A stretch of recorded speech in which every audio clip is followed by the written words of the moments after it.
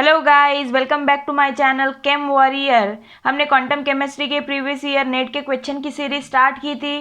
पहले मेरे 3 वीडियोस हो चुके हैं, ये हमारा पार्ट नंबर 4 है। पहले 2 वीडियोस में कुछ कम्यूटेटर ऑपरेटर्स पे वीडियोस बनाई है। प्रीवियस ईयर जो क्वेश्चन ऑपरेटर्स पे क्वेश्चन जो आए हैं उस पर 2 वीडियो बनाई है मैंने। Third video particle in a box पे जो क्वेश्चन आए हैं वो लिए थे वीडियो नंबर 3 में। फोर्थ वीडियो में भी पार्टिकल इन ए बॉक्स पे आए हुए क्वेश्चन हम नेट के प्रीवियस ईयर डिस्कस करेंगे।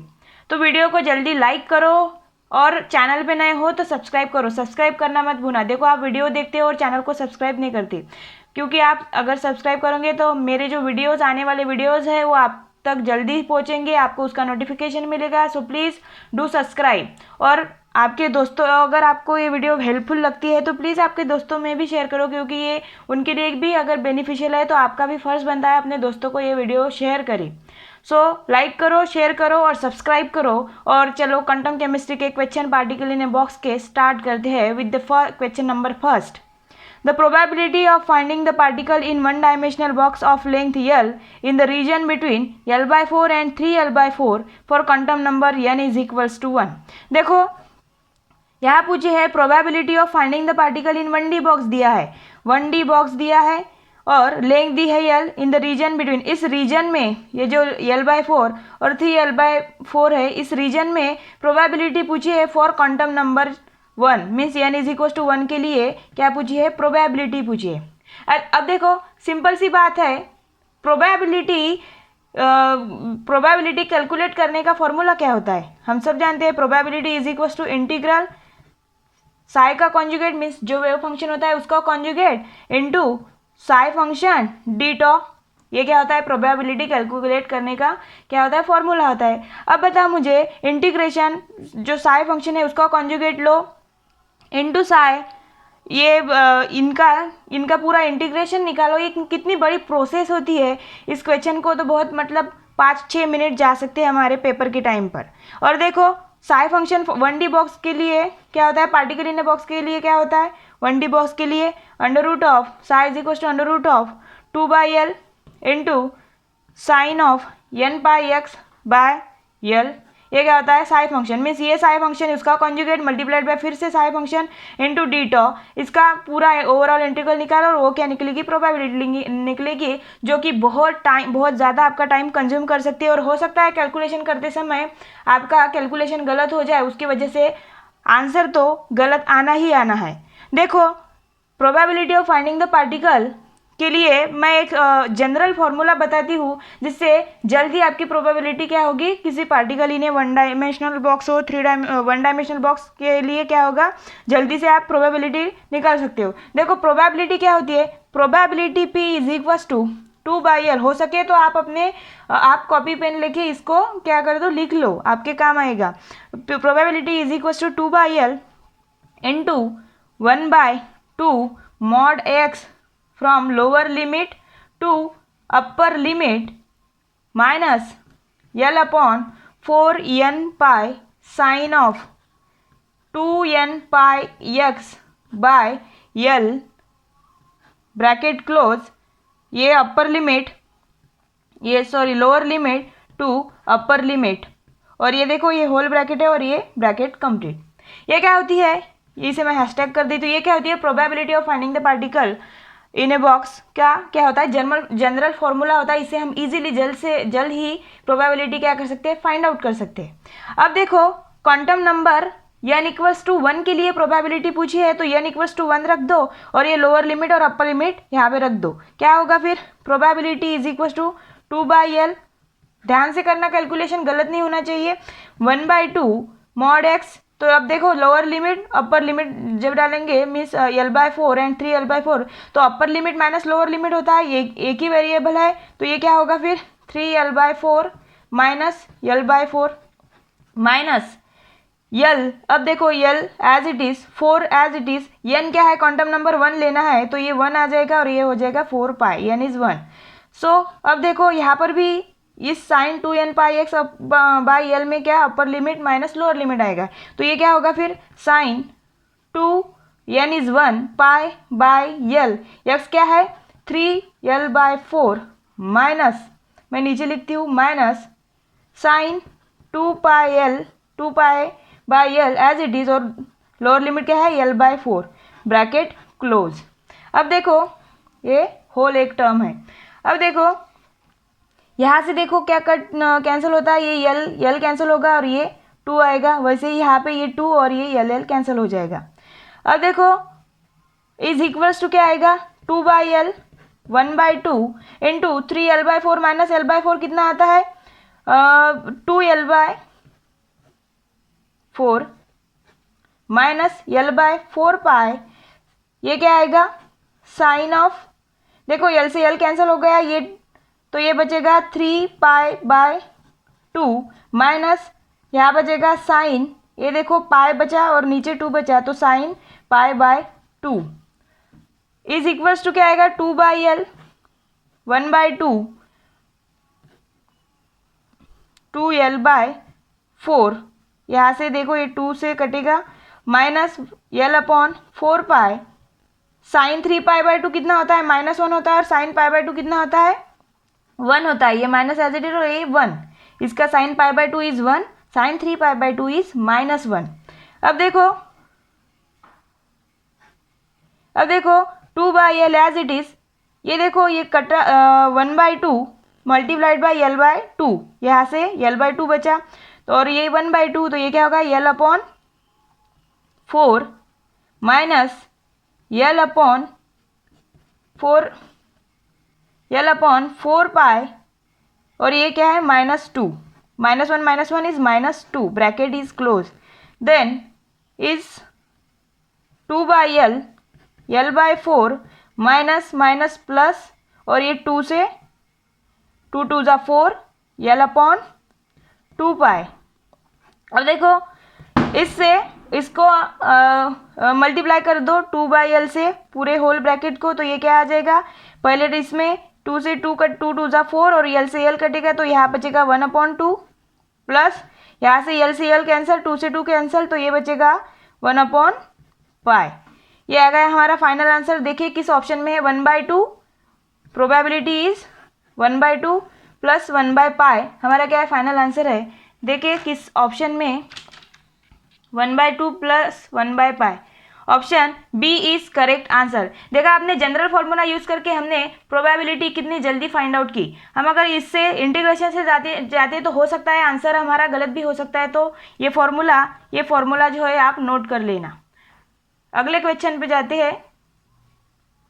Question number 2, for a particle of mass m confined in A rectangular box, means यहाँ पे क्यूबिकल बॉक्स नहीं है, रेक्टेंगुलर बॉक्स दिया है with sides twice a and a, the energy and degeneracy of first excited state respectively are, means यहाँ पे क्या पूछा है, एनर्जी पूछी है और डीजेनरेसी पूछी है for first excited state rectangular box के लिए। मास m दिया है और रेक्टेंगुलर बॉक्स है तो ट्वाइस ए एंड ए क्या दी है, रेक्टेंगुलर की साइड दी है, मीन्स अगर ये रेक्टेंगल है तो ये ट्वाइस ये होगा और ये होगा। अब देखो जो रेक्टेंगुलर बॉक्स होता है उसकी एनर्जी देखो क्या होती है, ये नोट डाउन करना, जो रेक्टेंगुलर बॉक्स के लिए एनर्जी होती है वो होती है h² / 8m into nx² / L² plus ny² upon ये Lx होगा तो x along x direction, ny upon ये Ly² अपॉन Ly², ये क्या होगा जो रेक्टेंगुलर बॉक्स होगा उसके लिए क्या है एनर्जी है। अब देखो रेक्टेंगुलर बॉक्स के लिए जो हम पढ़ते हैं वो क्यूबिकल बॉक्स के लिए होती है, ये रेक्टेंगुलर बॉक्स की एनर्जी है। अब देखो यहाँ पे 2a एंड a दिए है, रेक्टेंगल के साइड की लेंथ दी है, तो ये वैल्यू इसमें रख दो तो क्या होगा h² / 8m nx² as it is, Lx twice से अगर लिया तो ये क्या होगा उसका स्क्वायर है तो 4a² प्लस ny² अपॉन ये a है तो ये a², ये क्या है एनर्जी है रेक्टेंगुलर बॉक्स की। अब देखो फॉर फर्स्ट एक्साइटेड स्टेट के लिए पूछा है, इसको अगर हम आगे सॉल्व करें तो ये क्या आता है is equals to h² / 8m NX² plus NY² और डिवाइडेड बाय क्या आएगा 4A²। तो ये यहाँ पे जो NY यहाँ पे क्या होगा 4 आएगा। NX² plus H² upon 8M into 4A² NX² plus 4NY²। ये क्या है एनर्जी आ गई फाइनल। अब देखो फर्स्ट एक्साइटेड स्टेट के लिए पूछी है, फॉर फर्स्ट एक्साइटेड स्टेट के लिए पूछी है, तो means NX for example NX के लिए पॉसिबिलिटी क्या है, पहली जो ग्राउंड स्टेट होगी वो 1 1 होगी और जो एक्साइटेड स्टेट है तो एक 1 हो सकती है। कॉम्बिनेशन क्या आता है 1 2 का कॉम्बिनेशन आता है। तो एक बार NX = 1 आएगा और NY = 2 लेंगे हम। तो देखो NX = और दूसरी क्या हो सकती है NX जो है वो क्या हो सकता है 2 हो सकता है और दूसरे होगा NX = 2 हो सकता है और NY = 1 हो सकता है। तो अब देखो NX = 2 और NY = 1 के लिए क्या आएगी, तो एनर्जी क्या आएगी फिर E = H² upon 8M as it is. यहाँ पे देखो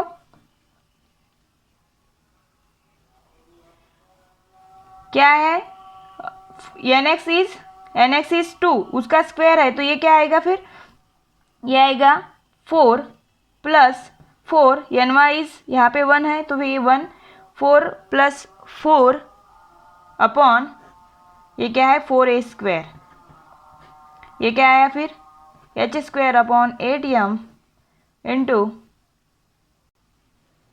8 अपॉन 4A²। सो ये 4 2 ज़ा 8, तो ये क्या आ गया H² upon 8M into 2 upon A²। ये क्या आ गई एनर्जी आ गई इस कॉम्बिनेशन के लिए। अब देखो इस कॉम्बिनेशन के लिए एनर्जी आई तो यहाँ से डीजेनरेसी क्या आ गई, मीन्स एनर्जी है H² upon 8M 2 upon A²।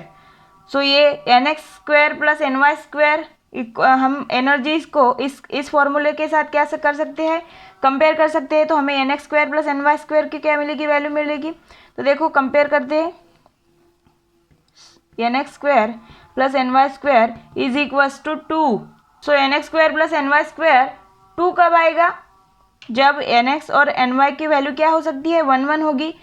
तो ये क्या है 1 1 होगी। इट मीन्स ये देखो NX² plus NY² is equals to 2 since NX और NY की वैल्यू क्या आ गई 1 1 आ गई। मीन्स 1 1 मीन्स यहाँ पे डीजेनरेसी क्या होती है 1 होती है। ठीक है, अब देखो ये एनर्जी आ गई और ये डीजेनरेसी आ गई। अब देखो इस कॉम्बिनेशन के लिए क्या आएगी NX = 1 के लिए और NY = 2 के लिए ये एनर्जी आती है। अगर हम कैलकुलेट करें तो ये आती है H² upon 8M into NX क्या है 1 है और NY इज 2। तो ये अगर हम कैलकुलेट करें तो ये आती है 17 अपॉन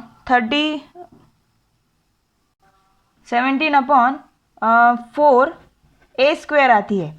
कैलकुलेट करके देख लेना। अब देखो ये एनर्जी आ गई, यहाँ पे ऑप्शन में देखो एक आ गई एनर्जी ये और एक दूसरी आ गई ये। इस एनर्जी के लिए डीजेनरेसी इज 1।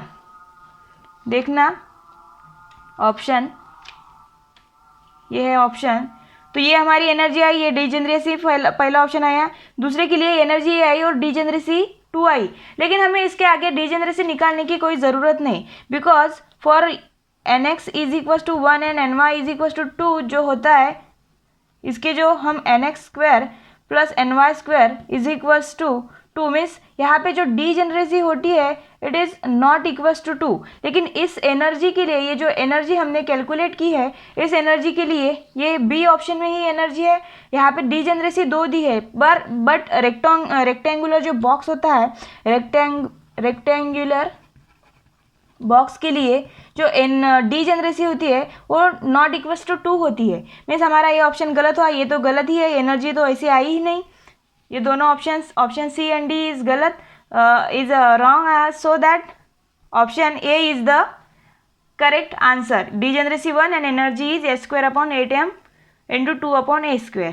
ये क्या थी? रेक्टेंगुलर बॉक्स की एनर्जी एंड डिजेनरेसी थी. नाउ बढ़ते हैं नेक्स्ट क्वेश्चन की तरफ. Next question number 3. For a particle in a box in 0 to L means 0 to L means क्या दी है? पार्टिकल है, पार्टिकल इन ए बॉक्स है तो इसकी लेंथ क्या है? 0 to L है. The value of average value of x³ in n to infinity limit would be. Means average value of x³ पूछा है, n लिमिट दी है n to infinity.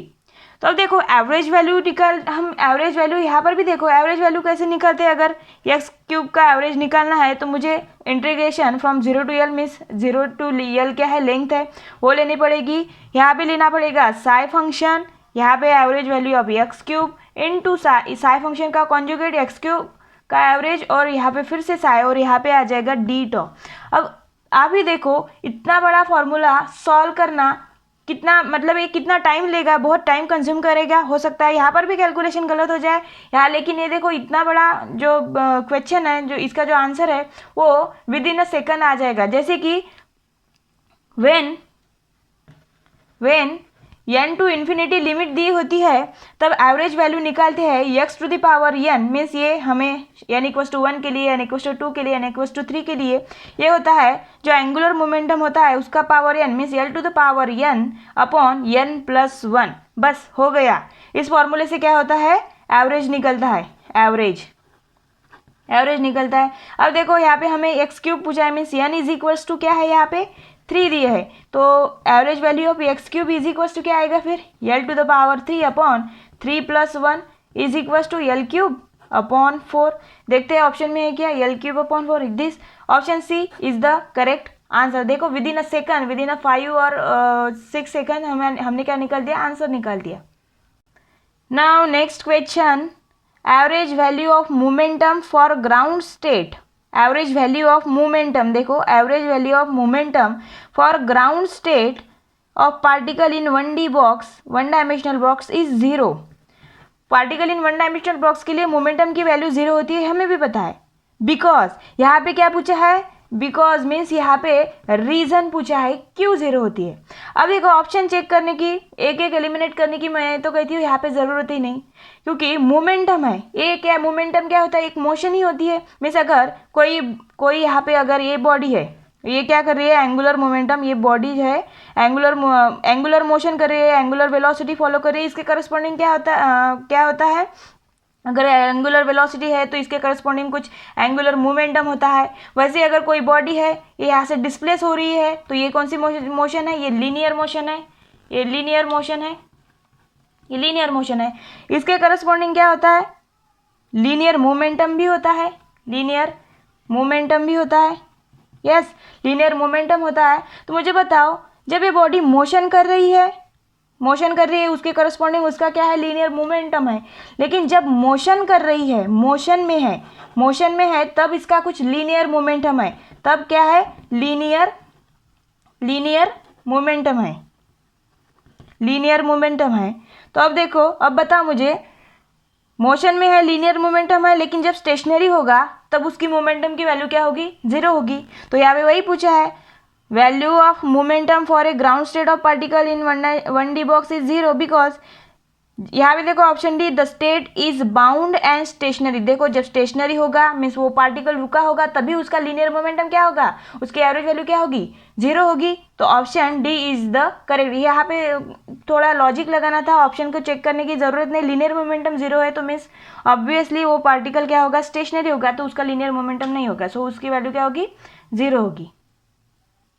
Now today's last question. The correct statement about the difference of second and first excited state of energies delta E of a particle in 1 dimensional box, 2 dimensional square and 3 dimensional cubic boxes with the same length means length क्या दी है? Same दी है. for each is means 1D 2D और 3D में energy के relations क्या होते हैं? यहाँ पे देखो कुछ इक्वल्स टू दिए है, कुछ ग्रेटर देन दिए. तो देखो कुछ नहीं, बहुत बड़ा क्वेश्चन दिख रहा है लेकिन बहुत ही सिंपल क्वेश्चन है. देखो एनर्जी तो हमें पता ही होती है. यहाँ पे first excited and second excited, first excited state and second excited state के एनर्जी डिफरेंस निकालनी है 1D 2D और 3D के लिए, और फिर उसे क्या करना है, कंपेयर करना है। तो देखो पहले 1D बॉक्स के लिए अगर मैं देखूँ तो एनर्जी क्या होती है, E is equals to n² upon 8ml², ये क्या होती है, एनर्जी होती है 1D बॉक्स के लिए। अब first excited state and second excited state के लिए पूछिए, तो देखो अगर मैं यहाँ पे एनर्जी लेवल्स अगर ड्रॉ करूँ तो ये क्या होता है, ये ग्राउंड स्टेट होती है n=1 ग्राउंड स्टेट, ये फर्स्ट एक्साइटेड स्टेट होगी, ये सेकंड एक्साइटेड स्टेट होगी। तो n=1 ये क्या होगा, n=2 और ये क्या होगा, n=3। तो ऐसे डायरेक्ट करते हैं, जैसे कि यहाँ पे क्या होगा, फिर 3² - 2² मीन्स यहाँ पे हमें क्या करना, डेल्टा ई निकालना है ना, तो ये माइनस करना पड़ेगा। मीन्स अब देखो यहाँ पे क्या आएगा, 3² अपॉन 8ml² माइनस क्या आएगा, 2², ये n की वैल्यू है 2² अपॉन 8ml²। तो यहाँ से क्या आएगा फिर, 3² is 9, 2² is 4, 9 - 4 is 5, 5h² upon 8ml²। ये क्या आ गई, हमारी एनर्जी डिफरेंस आ गई 1D बॉक्स के लिए। ये क्या है, 1D बॉक्स के लिए एनर्जी है। अब देखो 2D के लिए कैलकुलेट करते हैं। फॉर 2D बॉक्स के लिए एनर्जी क्या होती है, E is equals to nx² plus ny² into h² upon 8ml²। ये क्या होती है, एनर्जी होती है 2D बॉक्स के लिए। पहले देखो 2D बॉक्स में एनर्जी लेवल्स कैसे होते हैं, जैसे कि पहला कॉम्बिनेशन आएगा 1 1 का, ये क्या हो गई, ये ग्राउंड स्टेट हो गई। 2D की फर्स्ट एक्साइटेड स्टेट क्या आएगी, एक आ सकती है 1 2 और दूसरी आ सकती है, यही कॉम्बिनेशन 2 1 में भी क्या हो सकता है, एग्जिस्ट हो सकता है 1 2 और 2 1। ये first excited state. Second excited state क्या होगी, यहाँ पे सेकंड कॉम्बिनेशन 2 2 बनेगा, तो ये क्या होगी, सेकंड एक्साइटेड स्टेट। मीन्स ये देखो, ये सेकंड एक्साइटेड स्टेट, ये फर्स्ट और ये ग्राउंड स्टेट। तो एनर्जी देखो यहाँ पे एनर्जी कैसे निकलेगी, यहाँ पे डिजेनरेसी इस भी स्टेट की ये क्या है, सेम होगी, इसकी भी डिजेनरेसी, इसकी भी 2 होगी, तो कोई भी एक ही लेना है। सो फर्स्ट एक्साइटेड स्टेट के लिए क्या होगा, 1 2 का कॉम्बिनेशन लो या 2 1 का कॉम्बिनेशन लो, सेम ही होगा। तो अगर देखो nx इज 1 तो 1² इज 1 और ny इज 2 तो 2² इज 4, मीन्स यहाँ पे क्या आएगा 1 + 4 मीन्स 4h² अपॉन 8ml²। और एनर्जी फॉर सेकंड के लिए क्या होगी, 2 2 है combination, so 2² is 4, 2² is 4, 4 + 4 is 8h² upon 8ml²। यहाँ पे देखो यहाँ क्या आएगा, 5 आएगा, मैंने गलती से 4 बोल दिया, 5h² अपॉन 8ml²। और ये सेकंड के लिए 8h² अपॉन, अब देखो इसमें का डिफरेंस क्या होगा, फॉर 2D बॉक्स के लिए क्या होगा, 8 - 5, 8 - 5 इज 3h² अपॉन, ये क्या h² upon 8ml² is common. तो ये आ गई एनर्जी इन 2D बॉक्स के लिए आ गई। ये 1D के लिए देखो 1D 2D से ज़्यादा है। अब देखो 3D के लिए निकालना है 3D बॉक्स के लिए हमें एनर्जी निकालनी है। 3D बॉक्स के लिए एनर्जी का फॉर्मूला क्या होता है, energy is equal to nx² plus ny² plus nz² of h² upon 8ml² क्या होती है, एनर्जी होती है। और यहाँ पर भी एनर्जी लेवल्स कैसे होते हैं, पहली तो ग्राउंड स्टेट आएगी 1 1 1, ये क्या है, ग्राउंड स्टेट ऑफ एनर्जी। देखो एनर्जी के कॉम्बिनेशंस बनाना आना चाहिए, एनर्जी स्टेट्स बनानी आनी चाहिए। ग्राउंड स्टेट है, फिर फर्स्ट एक्साइटेड स्टेट क्या आएगी, यहाँ पे देखो पहली आ सकती है 1 2 1 आएगी, और यहाँ पे 2 1 1 आएगी, और एक आएगी 1 1 1 2, और ये हो गई फर्स्ट एक्साइटेड स्टेट। और सेकंड एक्साइटेड स्टेट क्या आएगी, फिर देखो एक बार 1 2 1 तो ये आएगा 1 2 2, फिर 2 1 2, और क्या आएगा फिर 2 2 1, ये क्या है, सेकंड एक्साइटेड स्टेट। तो अब देखो एनर्जी निकालनी है फर्स्ट एक्साइटेड स्टेट के लिए, तो ये ग्राउंड स्टेट है, फर्स्ट एक्साइटेड 1 2 1, तो 1² is 1 plus 2² is 4 means 5 plus 1² is 1 means कितना हो गया, 4 5 6h² अपॉन 8ml²। वैसे ही energy of second excited state के लिए क्या आएगी, यहाँ पे देखो 1 + 4 + 4 मीन्स यहाँ पे 4 + 4 8 and 1 is 9, so 9h² upon 8ml²। अब देखो यहाँ का डेल्टा ई फॉर 3D निकाल लो, ये क्या होगा 9 - 6 इज 3h² अपॉन 8ml²। ये क्या है, एनर्जी इन 3D बॉक्स की आई। देखो 3D बॉक्स की एनर्जी 3h² अपॉन 8ml² और 3h² upon 8ml² means energy of 3D box is equal to delta E of 2D box क्या है, सेम आई। और 1D बॉक्स के लिए एनर्जी क्या है 5h² अपॉन 8 मीन्स यहाँ पे देखो 2D से 3D से क्या है एनर्जी ज़्यादा है, means greater than delta E of 1D box. तो देखो ऐसा रिलेशन 1D का ज़्यादा है, 2D और 3D सेम है। तो देखो ऑप्शन में कौन सा ऑप्शन क्या है, सही है। देखो 1D is greater than 2D is equal to 3D, so option C is the correct answer. देखा आपने कितना इजी क्वेश्चन था, सिर्फ यहाँ पे हमें एनर्जी के फॉर्मूलेस पता होनी चाहिए और उसके क्या है एनर्जी स्टेट बनाने आने चाहिए, तो हम ये क्या है ये इस क्वेश्चन को क्या कर सकते हैं, हम अप्रोच कर सकते हैं। अगर आपको ये वीडियो अच्छी लगी तो प्लीज़ लाइक करो और चैनल पे नए हो तो सब्सक्राइब करो, प्लीज़ सब्सक्राइब करो, क्योंकि आपका सब्सक्रिप्शन बहुत इंपॉर्टेंट होता है। आपको जो मेरे अगली वीडियो की नोटिफिकेशन है वो आप तक ज़रूर पहुंचेगी, इसलिए आपको सब्सक्राइब करना तो बनता ही है। वीडियो अच्छी लगी लाइक करो, सब्सक्राइब करो और अपने दोस्तों में आपको ये अगर वीडियो यूज़फुल लगा तो आपका फ़र्ज़ बनता है आपके दोस्तों को भी ये कंसेप्ट, ये क्वेश्चन क्या है आए वो भी अप्रोच कर सके, बिकॉज क्वांटम केमिस्ट्री जो चैप्टर है वो बहुत ही इंपॉर्टेंट है CSIR नेट के लिए, क्योंकि इसका क्या वेटेज कितना बहुत ज़्यादा होता है, नियरली इक्वल्स टू 25 to 35 तक क्या होता है, मिनिमम 25 और मैक्सिमम 35 तक इसकी क्या होती है रेंज होती है मास की। मीन्स यहाँ से बहुत ज़्यादा क्वेश्चन यहाँ से पूछ सकते हैं और हम इस जो ये क्वांटम केमिस्ट्री है ये नेट में क्या कर सकते हैं, स्किप भी नहीं कर सकते। तो बहुत ही इंपॉर्टेंट चैप्टर है, तो उसके क्वेश्चन तो बहुत ही इंपॉर्टेंट ही हो गए, previous year question. So please like करो, शेयर करो, सब्सक्राइब करो, अपने दोस्तों में भेजो और आप भी सब्सक्राइब करो, उन्हें भी सब्सक्राइब करने को कहो, बिकॉज आपका सब्सक्रिप्शन हमें मोटिवेट करता है। So thanks for watching and मिलते हैं अगली वीडियो में। Thank you so much.